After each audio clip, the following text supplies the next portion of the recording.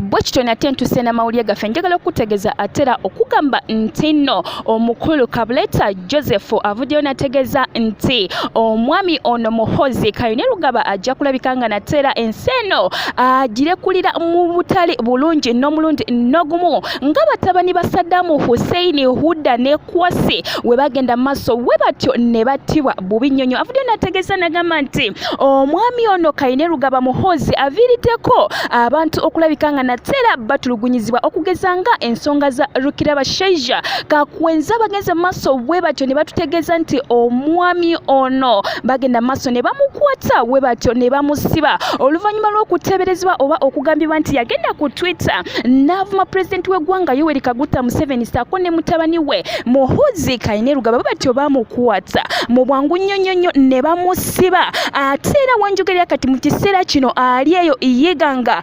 gy'asinzira naye embeera ye si nnungi nnyo ebigere bye bizimbye omubiri gwe gwonna guzimbye n'olw'ensonga eyo Kabuleta Joseph avuddeyo nategeeza nagamba nti Muhoozi mugenze maaso n'okulabika nga nateera amutulugunya abantu nvuddeyo n'obunnabi buneeno ojja kuba naawe ofa bubi nnyo ng'abaana ba Hudda ne Kwasi ojja kuba naawe ensi eno togikungulwa ojja kuba nateera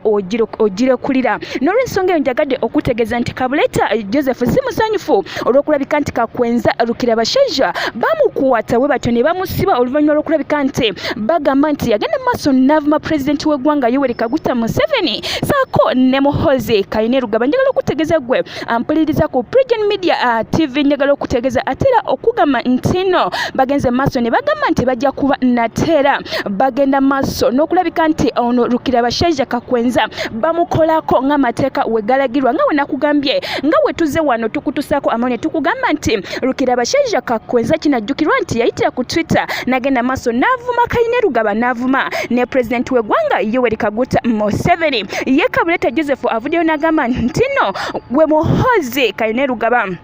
musonyomuko katono gwe Muhoozi Kainerugaba ojja kulabika nga nateera munnange ofa enfa etategerekeseeko kubanga munnange mukoze kyamaanyi okulabika nga nateera mutulugunya abantu. Kakwenza mulwadde embeera ye si nnungi we twogerera kati ali mu ddwaliro